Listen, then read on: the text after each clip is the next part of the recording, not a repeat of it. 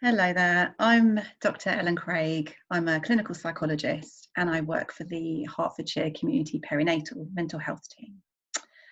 And welcome to the first in our series of webinars, all focusing on managing our well-being, our mental health during this coronavirus crisis. We know there's a lot of worry and anxiety going around out there, and we're just thinking about delivering some strategies that people can use to help them through this tricky time. So today I'm going to start off by thinking about managing anxiety that's particularly focused on our health. So health worries and also contamination worries. And I'm going to start off by trying to share my screen with you so you can see my PowerPoint presentation. There it is. Okie dokie. All right, so as I said, I'm going to be thinking about managing anxiety around coronavirus, or COVID-19 as we also know it, with a particular focus on health and contamination anxieties. There's a lot of this around at the moment.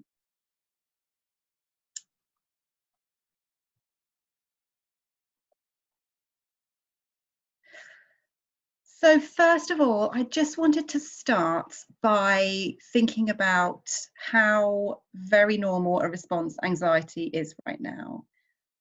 We are facing a new threat. This is not a situation that many of us have been in, if any of us, before. And I think it's very, very normal to be anxious. It would be quite odd, quite strange if we met somebody who wasn't anxious at all. So just to start really by putting that into context, it's very, very normal to feel anxious right now. The anxiety is going to come and go. It's going to ebb and flow a little bit. That's absolutely normal. I also wanted to focus a little on what the anxiety response actually is. And we know quite a lot about this now. So we know that when our bodies perceive a threat, when our brains perceive a threat, our bodies go into fight or flight mode. Now this means that we're basically preparing our body to respond to that threat in a way that's going to keep us safe.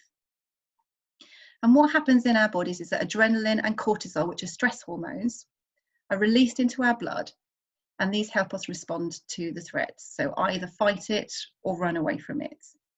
And our body prepares for this. So all those large muscles need blood and they need oxygen in order to work really effectively and help us run away or fight. So all our blood goes to our large muscles. Our heart has to pump faster to get the blood there, to get the oxygen to those muscles that they need in order to work. And it also causes a whole host of other sensations throughout our whole body. So some people might experience kind of churning stomach, nausea. It can affect the way our chest feels. We can feel a tight chest, and we can have palpitations, discomfort in our chest. There's all sorts of different sensations. I'm going to talk a little bit more about those in a second. But also just to notice that we're all probably experiencing a degree of this fight or flight response a lot of the time at the moment. It's probably ticking away in the background quite a lot. We may not necessarily be always aware of it, but the likelihood is that at the moment we're feeling quite agitated, quite unsettled. There might be a degree of this response going on in the background. So it's worth remembering that, I think. Another thing that I think is really worth remembering at the moment is that this anxiety and trauma response is exhausting. Your body switching into this fight or flight mode is tiring. So don't be surprised if you do feel absolutely wiped out, if you struggle with motivation or energy levels. It might well be because of this. This is tiring. Okay, now helpfully, the fight or flight response and coronavirus do overlap some symptoms, unfortunately, which makes it quite tricky for us to understand exactly what's going on in our bodies sometimes. So they do have symptoms and sensations in common. So for example, that effect on our breathing that I mentioned earlier. So our breathing that can become quite fast and quite shallow. We can have a sensation of feeling breathless, of not being able to get enough air in. We can notice tightness, discomfort, or pains in our chest. And we can notice hot flushes. We can go from hot to cold quite quickly if we're in this fight or flight response. People often notice a dry mouth when they're feeling anxious. Again, that can make your throat a bit tickly.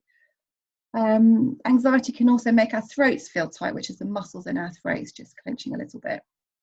It's not dangerous, but it is one of the symptoms of anxiety. We can feel lightheaded, spaced out, dizzy, just a bit peculiar, not ourselves. Anxiety can make us feel shaky, particularly in our arms and our legs. Might feel a bit trembly.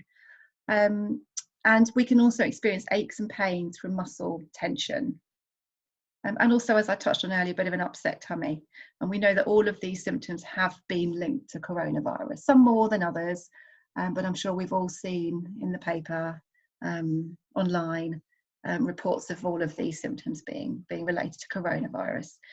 So it's very easy to jump to conclusions. If we notice any of these sensations or symptoms in our body, it's very easy to jump to conclusions, assume the worst, assume this is a symptom of coronavirus, which will heighten our anxiety and worsen those physical sensations, which will appear to confirm our fears. We can get stuck in a bit of an anxious cycle around this. So it's really important to remember that there is this overlap in symptoms. Okay, there's a few things you can do to calm down this fight or flight response, to stop that adrenaline kind of flooding through your blood. So perhaps the most important, the most effective one is the way that we're breathing. So we know that deep breathing actually calms down our nervous system. It's a very physiological response. When we breathe shallow and fast, that actually fires up our nervous system. But if we can breathe deep, slow breaths with long out breaths, importantly, then that can calm down our nervous system. So the two key things to remember when we're thinking about breathing is that you breathe from your tummy. So when we're anxious, we tend to breathe from our chest. That's where our shallow breathing comes from. But we want nice deep breaths. It feels like we're breathing from our tummy. We're not actually, but that's the sensation of it, because we're using our diaphragm to help us breathe. It really fills our lungs up with air. So that's one key thing about breathing. So make sure you're breathing from your tummy. You put your hand on your tummy, you should be aware of it moving in and out. You can imagine that you've perhaps got a balloon in your tummy that's inflating as you breathe in and then deflating as you breathe out. And the other really important thing to remember with breathing is that the out breaths need to be longer than the in breaths. So people find different ways of doing this. Some people find a way of counting that works for them. Some people imagine drawing a rectangle in their mind. So as you breathe in, go up the short side. As you breathe out, go along the long side, and so on. That can work for some people. It's really about finding a way that works for you, but just remembering those two key parts to that: the longer out breath and the breathing from your tummy. You might need to do a few of those. Doesn't work instantly, and it can also make you feel a little bit dizzy at first, which is just the change in the oxygen levels, which is absolutely fine and it passes. But just also to remember that. Another really good way of calming down your fight or flight response is through exercise. So exercise burns off that excess adrenaline and that nervous energy, and that can help calm us down. We're having to be a bit creative about exercise at the moment, and particularly if you've got little ones with you, your exercise regime may be largely dictated by them. But there's a lot of stuff online out there, a lot of stuff to help you. And it doesn't have to be, you don't have to run a marathon on a treadmill. It can be kind of 10 star jumps on the spot, just to really kind of burn off that sort of sense of agitation. Another way to calm that fight or flight response is to connect with the world around you, and really importantly, get out of your head. Because we know that if you are in a slightly panicky place or an anxious place, you're often caught up with those anxious and frightening thoughts in your mind. If you can get out of your head and engage with the world around you, then that can really help give you some respite from the worries, but also calm down the fight or flight response. So some good ways of doing this include pushing your feet into the floor and really noticing what that feels like, noticing what your toes feel like as they wriggle, what your shoes feel like against your feet or your socks, or what the floor feels like against your feet. You can do the same thing with your hands and your arms, stretching your fingers, perhaps pushing them into your chair or into the sofa or your bed if you're lying down. Moving around, just getting up, rubbing your arms can help kind of bring you out of your head into the world around you. And also focusing on things around you that can engage you, that can sort of absorb your attention a little bit. Things like the sounds that you hear in the world around you, sounds in the room, sounds in another room in the house, perhaps sounds outside the house. A bit quieter at the moment, so that's harder to do. But anything, any sounds, any sights, any smells that can take your attention and get your attention focused outside of your head, really important. And I'm going to talk quite a lot about that later on as well. I also just wanted to mention what we know is a really good relaxation exercise. Many people will have found their own relaxation exercise that is helpful. But if you haven't, or if you'd like to try a new one, this is a very, very good kind of relaxation exercise. It's called progressive muscle relaxation. I won't go into it in too much detail right now, but if you're interested in that, do search on Google. There's a lot out there. There's plenty of these on YouTube. They should be around 15 or 20 minutes long, not too long. You need to be able to fit it into your days. But it is a really good one. It helps relax your muscles physically, burns off the physical tension, as well as kind of distracting you a little bit and settling your mind down. So do try that. Another really important one is to actively go out and look for signs of safety around you. So we know that when we're anxious, our brains become programmed to look for threats. And they're quite likely to find more threat, particularly at the moment when there is so much worrying news going on, when we do have some really valid concerns. So it's quite useful to actually kind of actively go and look for these signs of safety. And that will be very individualized things. There'll be things that help you feel relaxed, feel secure. It might be nice just to remind yourself that right now in this moment you're okay. Right now in this moment your loved ones are okay. Or if they're not, then there's people looking after them. Perhaps little things that make you feel relaxed at home, a soothing drink, your favourite telly programme that you can relax and become engaged with, your favourite pyjamas, nice candle, anything that for you signals safety and that you can switch off a little bit. All of those things can be a really helpful message for our brain to hear, because when we're worried, it will be scanning the threat. Okie dokie. So moving on to think a little bit more specifically about health anxiety. Now, I personally think most of the nation is experiencing this at the moment. And we know it exists on a spectrum as well. And I think at the moment, a lot of us have been pushed up the spectrum with this. And when we're anxious about our health, we tend to do certain things to try and protect ourselves. They're very understandable things to do. And I'm just going to talk through a few of those, and perhaps some of you will recognise these processes going on. So if we're anxious about our health, one of the first things we do is we focus our attention on symptoms and sensations in our body and checking for new ones, or checking to see if the one you noticed yesterday is still there. We tend to ruminate about our worries quite a lot. So those health worries, those health anxious thoughts will go round and round in your mind. We also tend to check frequently as well. So waking up in the morning, you might check for, have I got a temperature? If I've got a bit of a tickly cough, am I feeling quite right? Is everybody else in the house feeling quite right? We also quite quickly tend to seek reassurance.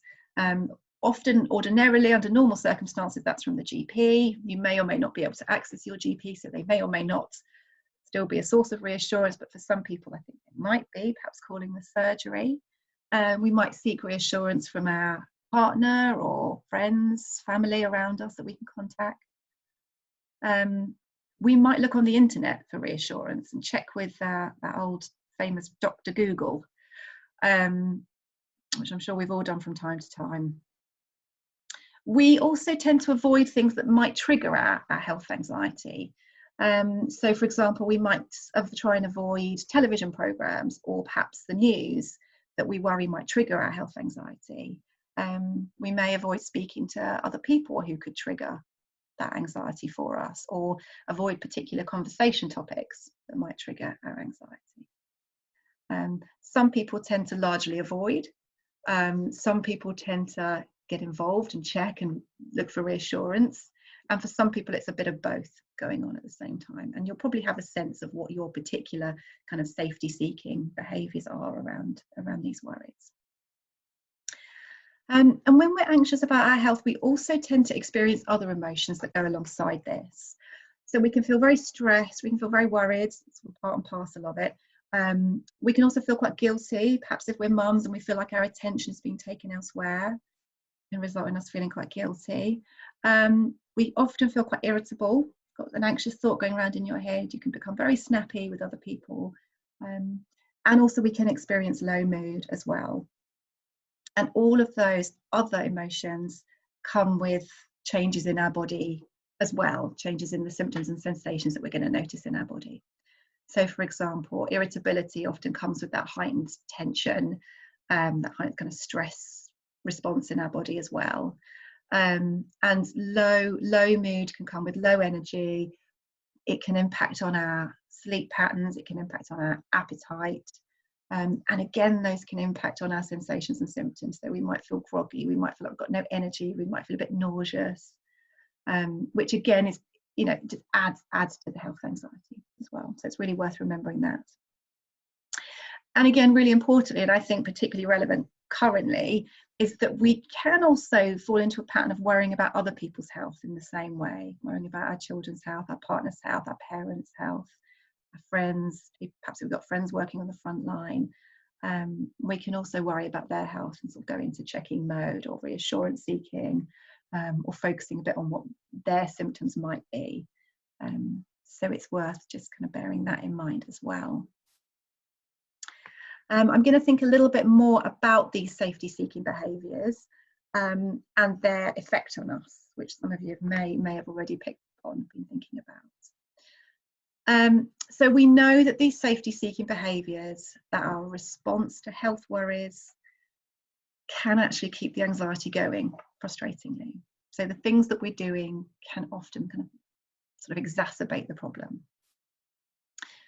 So focusing our attention on symptoms and sensations in our body, so looking for that sore throat, looking for the tight chest, taking our temperature, we are very likely to notice things that aren't actually significant, and that otherwise, if we weren't worrying, we probably wouldn't have noticed anyway. And I'm going to talk a little bit more about that in a second.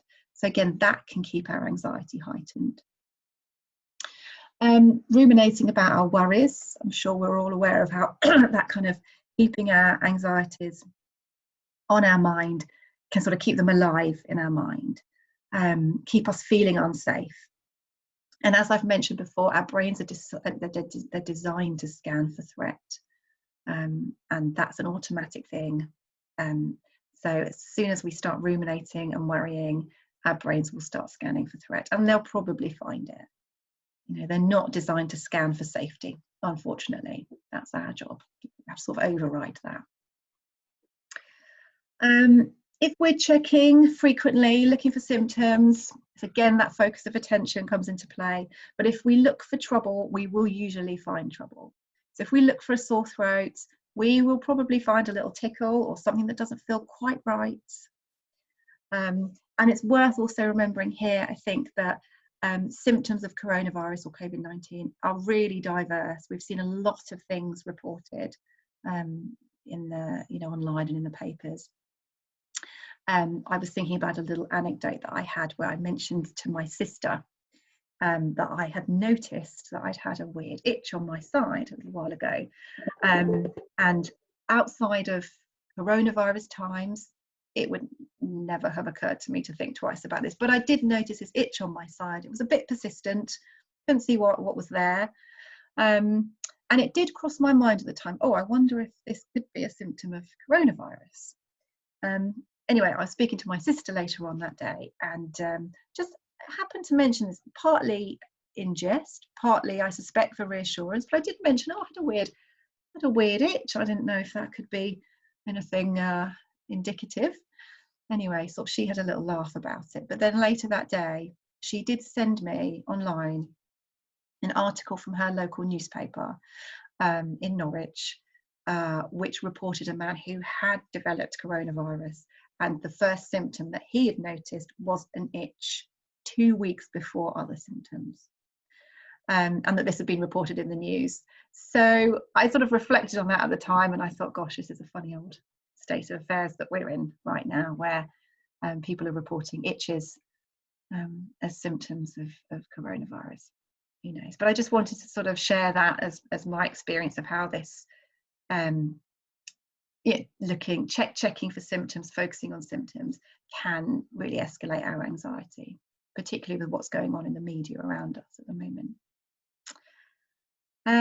There's a similar pattern happening with seeking reassurance. So if we seek reassurance from other people, whether that's from our GP or from our partner or people around us, we know that reassurance does not last in the long term. So there's been a bit of research around this. We know that reassurance typically lasts for about an hour, and it will usually wear off after about an hour. It doesn't usually seem to last longer than 24 hours at the very most. So we know that relief that we get from anxiety after we've sought reassurance is very short-lived, and it kind of keeps the subject on our mind. Again, it's hard for us to switch off. But also, if we're seeking reassurance a lot, it can kind of undermine our confidence in ourselves, for settling ourselves. So we know that this pattern of seeking reassurance can also be problematic, can also keep our anxiety going. So that internet checking, that Googling of symptoms, I'm sure if I'd Googled my persistent itch, I may have found articles that were, proving conclusively that weird itches were related to coronavirus. You can find anything at all on the internet, and also a lot of things that are printed on the internet are quite alarmist because they want you to click on them. So it's very, very unusual that we would check with Dr. Google and feel better. We usually feel more anxious having checked with Dr. Google. So that's another one that's just worth being aware of as well. And avoiding things that might trigger our worries. So in the short term, this might help us avoid a little bit of anxiety. But we know that actually what tends to happen if we're avoiding things is the worries usually stay on our mind. The anxiety does usually stay on our mind. And importantly, we might then miss good news or important information. There's a lot of facts out there at the moment that we need to be aware of. And our minds do tend to imagine the worst case scenario. So if we're avoiding the news, we might, have thoughts of the absolute worst case scenarios, the death toll, going higher and higher and higher, and actually missing the more balanced information. Now, I think this is a fine line here with this one about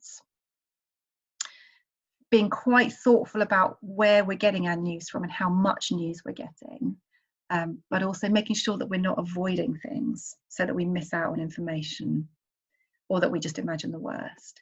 I'm going to talk a little bit more about that in a second, but it's a fine balance, I think. Okay, and also experiencing those other emotions, say stress, irritability, guilt, low mood. There's a whole host of other things that can come with health anxiety. And it's worth just remembering that those other emotions also come with sensations and changes and discomfort in our body, that we might be tempted to misinterpret as something more sinister. I've just popped a little example down there about if we're feeling low, we're likely to experience changes in our appetite. We may not have an appetite, and then we may think, oh, we're getting ill. And the knock-on effect of having no appetite might be having no energy. And again, we're quite likely to interpret that as a sign that something's wrong. So I think it's worth being aware of all these little loops that we can get stuck in. And as I said, these safety-seeking behaviours are very, very normal, very understandable response to anxiety. Often we're barely aware of them a lot of the time, but it is worth just reflecting on what is it that I'm doing that might be keeping my anxiety going. Okay. So I've already touched on this, but it is also worth just reflecting on whether our health anxiety is extending to worrying about loved ones and other people's health around us. And just thinking how easy it is to become hypervigilant and misinterpret things as scary. And I know that we're all aware of this, but it's really useful just to reflect on the messages that we're giving to our kids at the moment. So if we're taking their temperature a lot, that might heighten their anxiety as well, for example. Okay, all right. So I've talked a bit about this already, but at this point, I did want to just invite you all to join me in a little experiment. What I'd like to ask you to do is just to take your left hand, hold it out in front of you, and just for a second, focus all of your attention on your left hand. And just notice what you're feeling in your left hand. Can you notice any sensations that you weren't aware of before? Can you feel any tingling? How do your fingers feel? Do they feel a bit twitchy? A bit shaky? Do they feel stiff?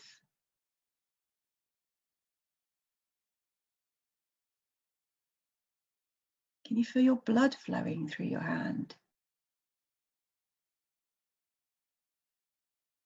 What do your joints feel like?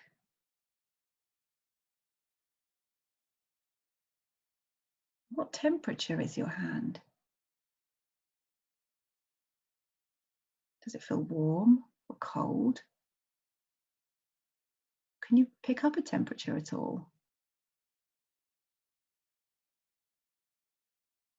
And what about looking more closely at your skin? What colour is it? Is it changing?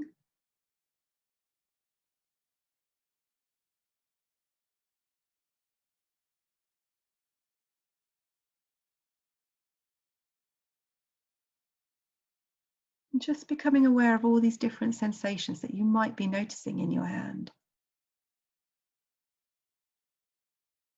And were you aware of them before I asked you to think about your left hand?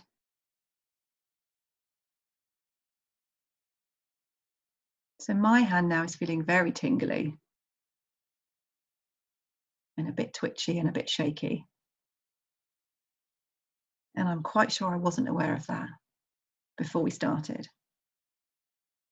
And also I'm just wondering how long we might be likely to remain aware of those when we focus our attention again, perhaps back on the talk.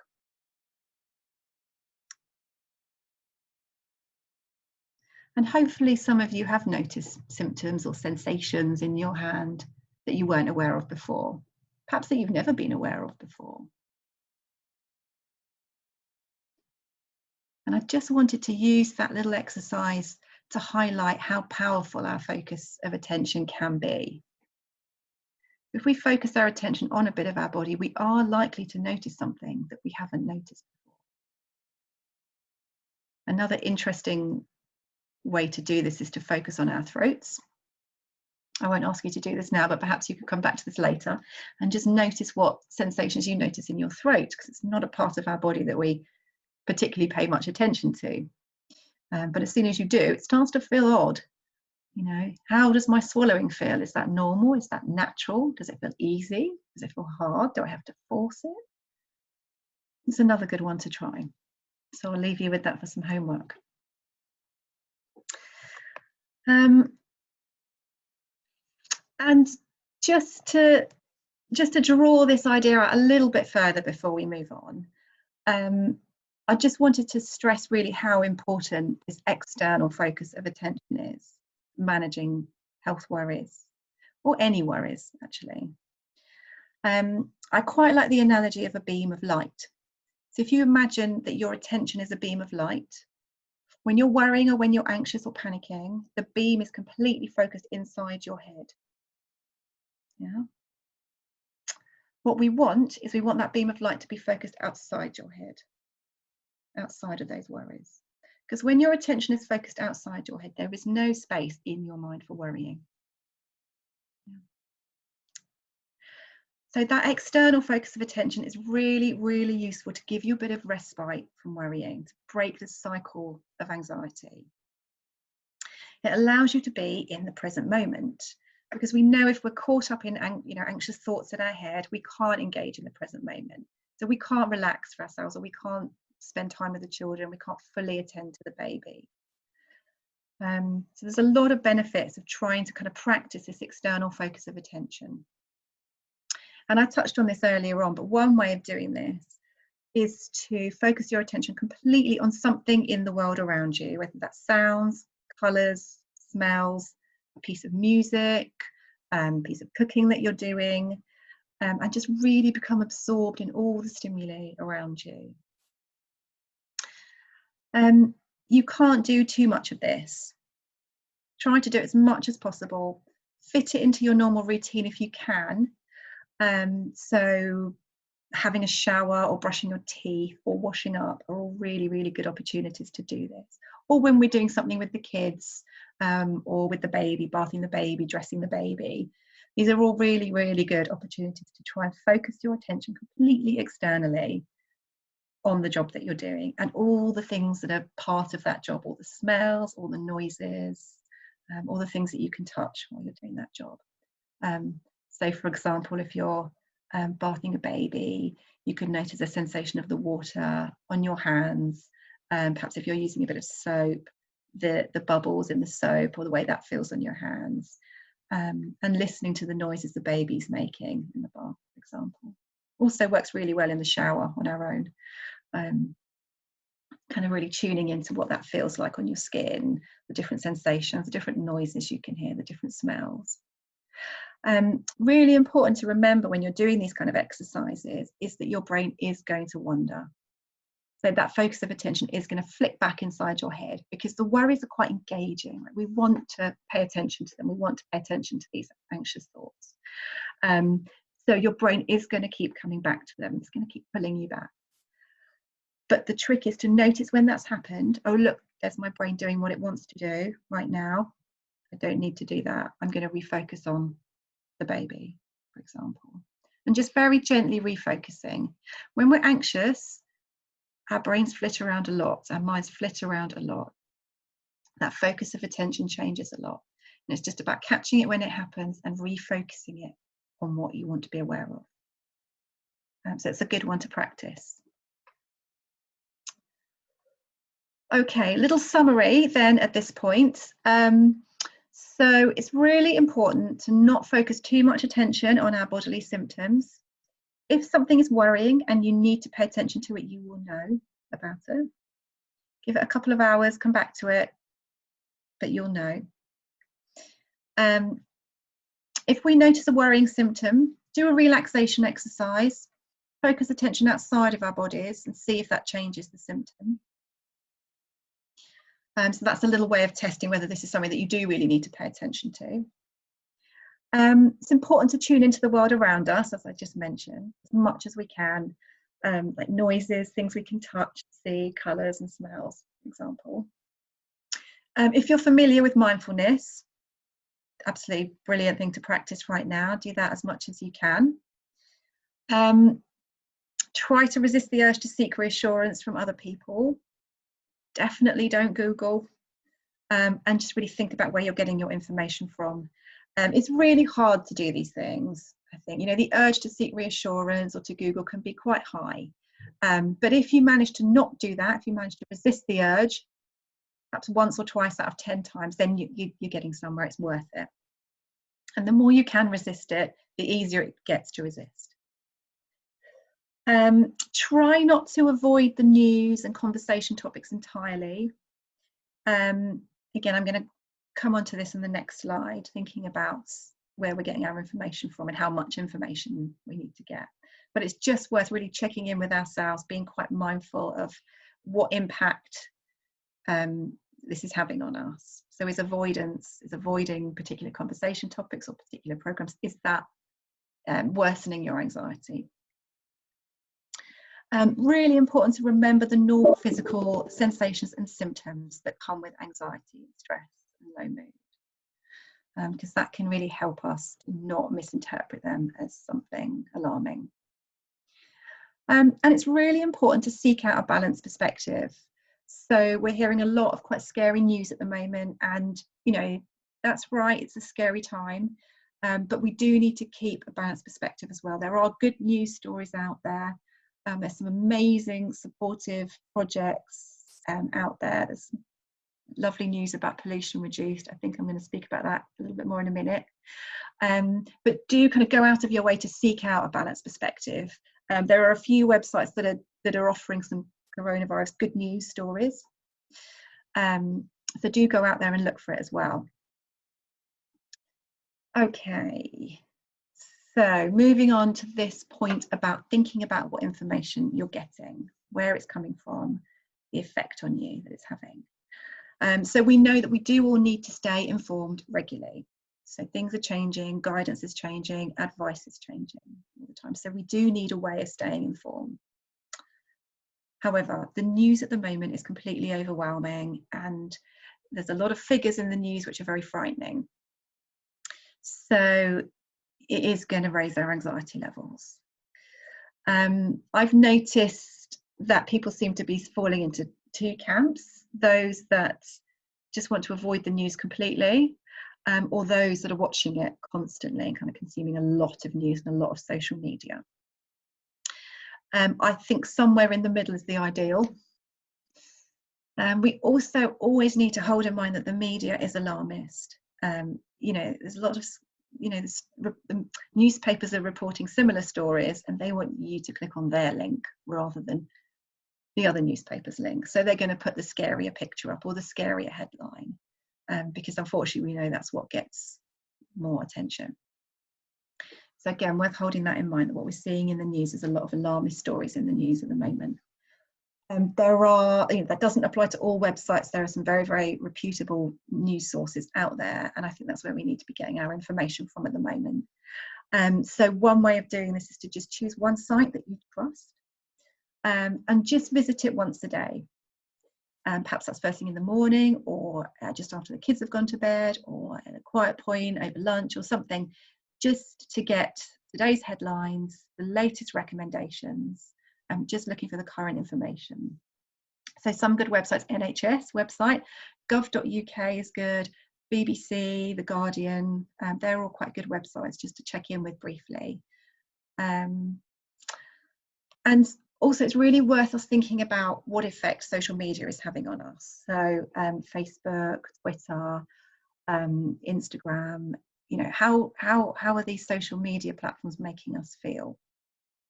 There is some amazing stuff out there. There's some very, very helpful Facebook groups, particularly for parents or antenatal ladies, incredibly supportive groups out there, and some lovely local groups forming as well if you want to become part of a kind of local community group. It's wonderful things out there. However, there's also lots of very scary stuff and very inaccurate stuff out there. So I think we've got to really use this mindfully. Think about what effect particular websites or particular posters on the websites or particular articles on the websites are making us feel. They're making us feel anxious and overwhelmed, and we've got to cut them out. And only use it supportively as well. So just going to, you know, following people who we know offer positive, helpful, realistic advice or comments. There's been some research as well that's shown that using social media actively is actually a much more positive way of using it. So actually posting on social media and asking for tips or asking for support or asking for comments is better than sort of scrolling through looking for what we want. So if there are things that you particularly want to find out or that you're particularly valuing, go out there and post and ask for it. And I think it's really important to have regular breaks from the news and from social media. Give yourself a regular half an hour, regular hour off where you switch your Wi-Fi off on your phone, and just put that to one side and have that space, because we're getting a bit bombarded, I think, from all directions at the moment. Okay. All right. I wanted to put a little point in here about the figures, because I've noticed that a lot of the news at the moment consists of figures, numbers, death tolls, confirmed cases. You know, it's scary stuff. And the figures, I think, are extremely compelling. We want to pay attention. We want to hear them. We want to keep track of them, particularly day by day. But actually, they're very, very hard to keep in context. So they can feel absolutely terrifying. But it's really important, if we're following the figures, we need to be able to keep them in context. And whilst there is some really good reporting around that, it's quite hard to find, I think. So I just wanted to put some points up here just to help us keep the current figures in context. So something that I was quite surprised by was that there are usually about 17,000 deaths annually from flu in this country. So that's every year, that's what we expect to have, sadly. And currently there will be a lot of overlap with the coronavirus deaths and the people that would be vulnerable to flu. So I just thought that was an interesting figure for us to be aware of and to hold in mind. And also, every year in the UK, 600,000 people die anyway. 10% of people aged over 80 will die within a year. That's before coronavirus. So these are all quite stark figures. It's not comfortable, but I think it's worth us holding these in mind so that we can understand the figures that we're hearing about coronavirus. These stats are varying, but from what I could gather, the best kind of estimate at the moment is that we think that 80% of cases, of coronavirus cases, are mild, unnoticed and unreported.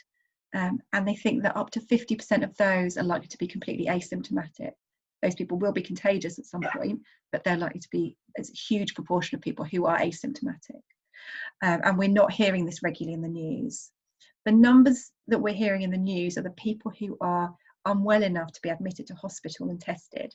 So in order to be tested, generally speaking at the moment, a few exceptions to that, but in order to be tested, generally speaking, you have to be admitted to hospital for a night at least. And then you'll be tested, and those are the numbers that we're hearing. So the numbers that we're hearing are people who are really quite poorly with it, who need hospital care.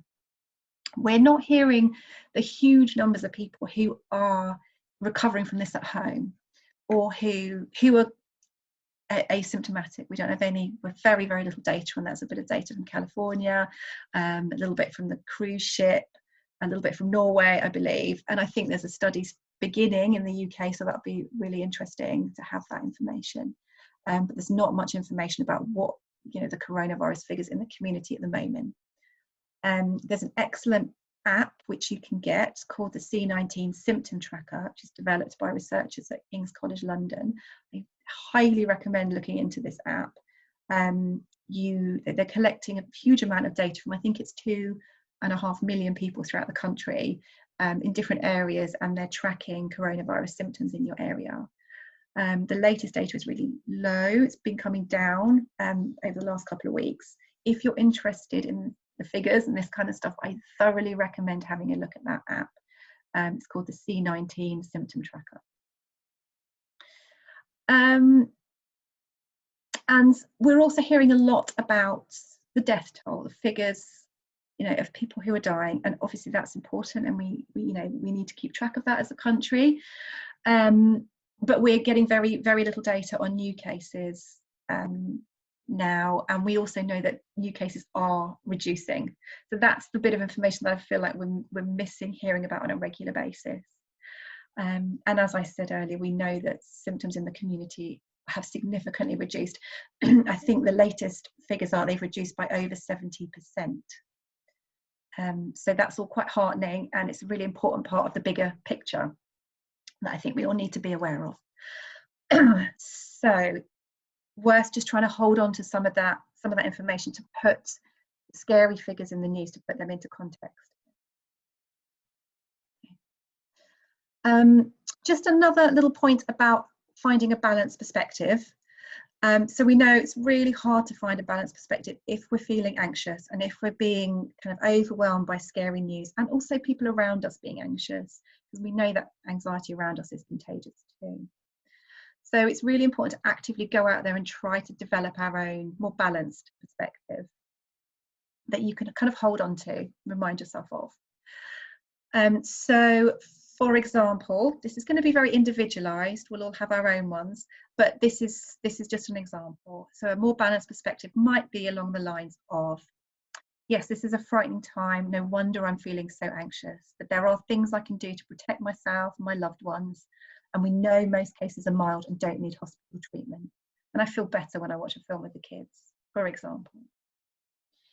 So a little mantra to hold on to, just summarising a more balanced perspective. And just to help you in your mission to find a balanced perspective, I thought I'd add in here some good news. So this is fairly current in the last few days.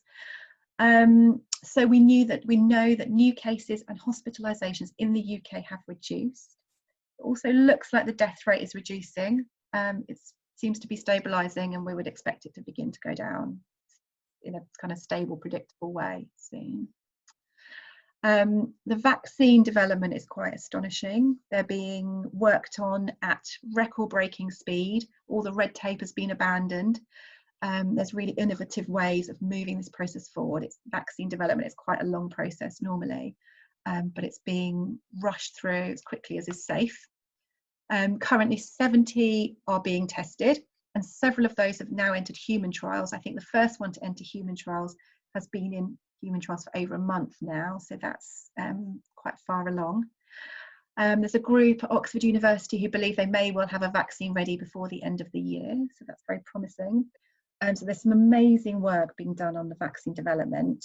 We had a lot of information already after the early kind of SARS outbreak and the MERS outbreak, which you might have heard of, when vaccine development began but actually wasn't needed. So there's a lot of information already these vaccine developers have been able to build on. So that's quite encouraging. Human trials are underway looking into promising treatments. So these are viral medicines that already exist, and they're trialling them with people who've got coronavirus to see how effective they are. The World Health Organization has put together an enormous trial to look at this very thing, and they've got 90 countries participating. So we'll be making progress with that undoubtedly all the time, understanding what are going to be effective treatments for coronavirus. We know that lockdown is working in the UK. We've got to sustain it. We can't come out of lockdown just yet, but we do have really, really good data to show that it's working in the UK. Again, just to refer you back to that app that I mentioned, the C19 symptom tracker app, that really shows it very clearly. There's lovely stories, really interesting stories about pollution being reduced significantly all over the world. You can Google that and find some really interesting news about that. Just something off the top of my head that I read that I thought was nice was that the water in the canals in Venice has really changed, and now fish have returned, and particular plants, water plants have returned. So hopefully this will be information that we can use going forward to protect our environment going forward. We know that the disease is slowing in Italy, France and Spain, countries that have been quite badly affected, but now they've turned the corner and slowing down. I think France is thinking about ending lockdown towards the end of the month, so that would be interesting. Lockdown ended in Wuhan, which was obviously where the virus was first found. That was nearly 2 weeks ago now that they've ended lockdown. So it's always interesting, I guess, for us to look ahead to countries a little bit further along and see how they're managing, see what's effective. And of course, you know, we're relatively lucky in that our governments can use that information to help us through the next phase. And perhaps you're noticing some positives about the situation, some silver linings. Maybe you're enjoying family time a little bit. Not all the time, it's very draining. But perhaps there are little moments of enjoying family time together. Perhaps you're enjoying not rushing around, not having to do the school run, hop to the shops every day. Perhaps you're reflecting on what's important to you and connecting with things that are important to you. And of course, this all offers us opportunities to reflect on how we would like things to be when we do return to a more familiar, more normal way of life. So I would really encourage you to hang on to this good news. It can't replace the reality, there's quite scary news out there, but it can help to balance it up a little bit. Okay, so just moving on to contamination worry. So this is another thing that is very kind of prominent around us at the moment, this idea of being contaminated, being germy, dirty. We can't really get away from it at the moment. And these kind of worries, they can pop into our heads at any moment. We can have a little intrusive thought pop in, oh, am I contaminated? Oh, is that post contaminated, just came through the door? Are the kids clean enough? Have they washed their hands properly? Did they wash their hands for 20 seconds? And it can leave us with this sort of slightly odd sense of being contaminated. As soon as we start to question, well, did I wash my hands well enough? Or, did the antibac gel really go over every single little centimetre of my hands then? It can leave us with this sort of felt sense of being contaminated, being a bit grubby and grimy.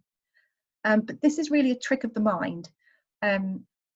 So we know that bacteria are microscopic. There's no way we can see a bacteria with our eyes. And we know that viruses, so the coronavirus, are teeny, teeny, tiny, even compared to a bacteria. So if a bacteria were our size, a virus would be like a mosquito is to us, it'd be a little dot. So there's no way we can sense them on us. But it does leave us struggling to know when we are sort of clean enough. When have we washed our hands enough? When have we decontaminated enough? And it's worth, I think, reflecting on our personal criteria for when we do feel clean enough. What makes us feel like we've done enough cleaning? For some people, that will be following the government guidelines and then being very clear in their minds that that's enough.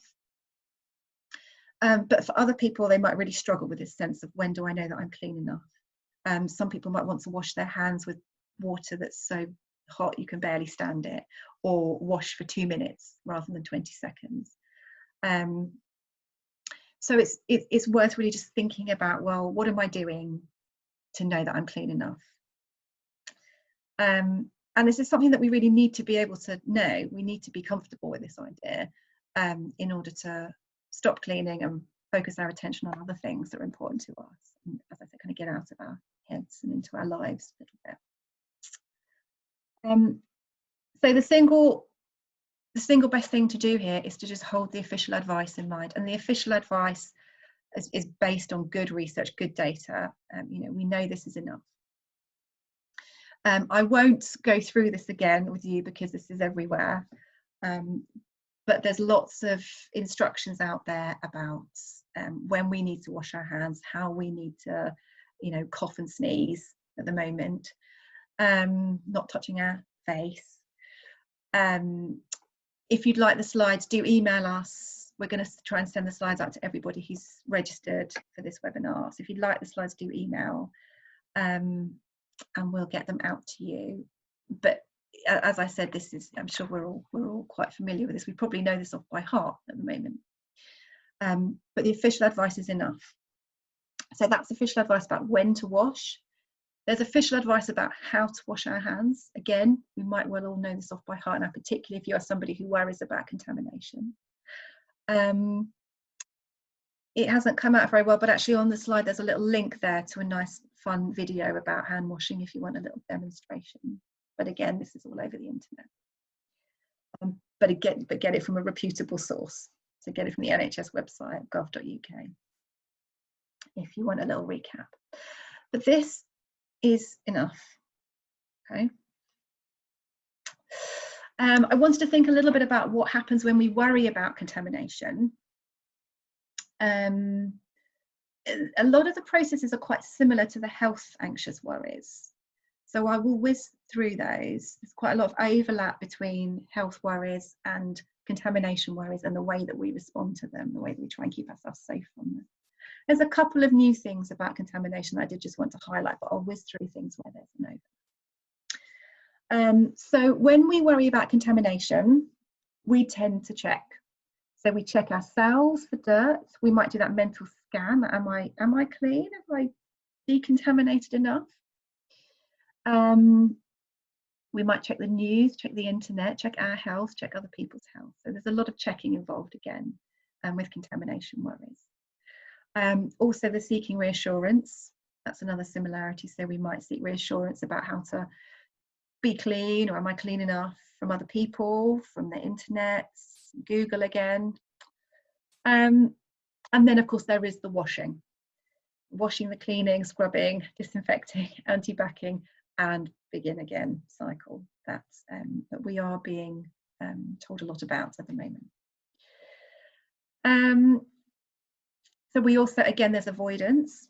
When we have contamination anxieties, we might avoid things or people, news, information that could trigger anxious thoughts. Again, there's the worry, so these things tend to stay on our mind and go around in our mind. We tend to look for contamination. If we're worried about contamination, we don't tend to naturally look for cleanliness, we tend to look for the contamination, which again kind of keeps us in that threat mode, and we're probably going to find it as well. You know, we're going to notice you know, some shopping that's come in that makes us think, oh, I'm not sure where that's been or who's touched that. And also importantly, we do tend to interpret neutral things as scary. If we're in this kind of threat mode, sort of looking for threats, there's a neutral thing. So for example, partner's just come back from shopping and he's got a loaf of bread, and you think, oh, well, that could be clean or it might not. And natural tendency is to think, well, it's not clean, so let's do something about it. So our minds have this kind of natural way of interpreting neutral things as scary, unfortunately. And as with the health worries, these safety-seeking behaviours may bring temporary relief from anxiety and anxious thoughts, but they keep the anxiety and the preoccupation going in the longer term. And I'm just going to very quickly whiz through some examples of that. So we know that checking behaviours keep us focused on the threat. And this idea as well, if we look for trouble, we'll find it. Seeking reassurance, we've touched on that already today. The reassurance doesn't last very long, wears off, and that we do tend to lose confidence in our own ability to calm ourselves down. Washing, cleaning, scrubbing, we've got guidelines around how much of this to do, and we've got to be really careful to stick to it. If we are somebody who's worrying about contamination, we've got to stick to the guidelines and not do more, because we know that overwashing, too much washing, will maintain anxiety, and it's unlikely to make you feel any cleaner, particularly in the long run. You might feel a little sense of relief from the anxiety if you've washed your hands for 2 minutes, but actually it doesn't last very long, and you're going to want to wash again pretty soon. Again, avoiding things, it's the same little crap. Our minds run free and they imagine the worst case scenarios, and we miss good news or important information. Again, worries, if these worries stay on our mind about contamination, it just kind of keeps us feeling unsettled and looking out for threat and danger. Again, if we look for that contamination, we can sort of develop this sort of felt sense of being contaminated, of being grubby, and that's not accurate. We can't rely on that. Just because we feel a bit grubby doesn't mean to say that we are.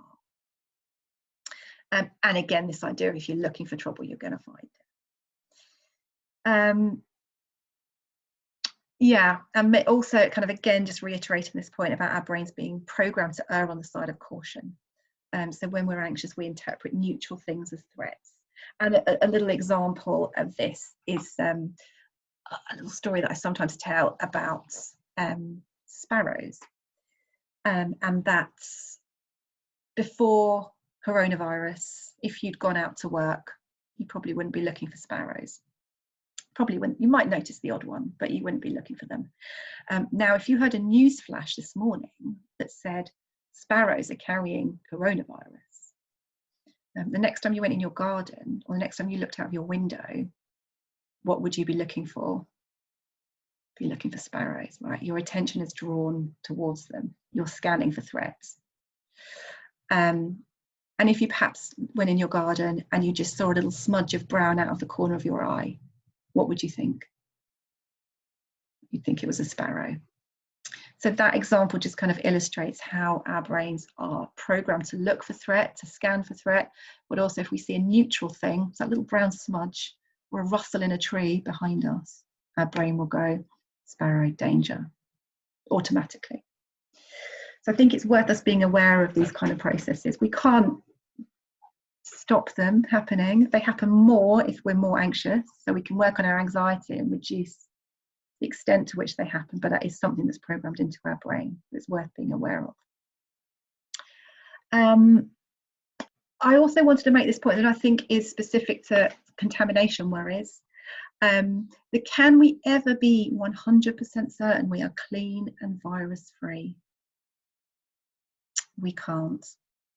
And this is one of the oddities of this situation that we're in, is the uncertainty that there is around. And at any one point in time, we can't be 100% free, 100% certain that we don't have the virus, that we're not carrying it. We can't be 100% certain. And our brains like certainty, particularly if they're worrying, particularly if there's a threat around. Our brains want certainty. However, more checking and cleaning will keep this preoccupation going as our attention is focused on the threats. So we have to acknowledge that we can't get this certainty at the moment. We cannot be certain that we're 100% clean. And there's a degree of accepting that, I think, that we all have to do. We focus on what we can do. We focus on the guidelines, but beyond that, there's nothing more we can do. So it's just noticing that, perhaps sitting with a degree of discomfort around that. We don't like not being completely certain, but that is where we are at the moment. And I think it can be useful just to reflect on that and just to remind ourselves that we can't be 100% certain.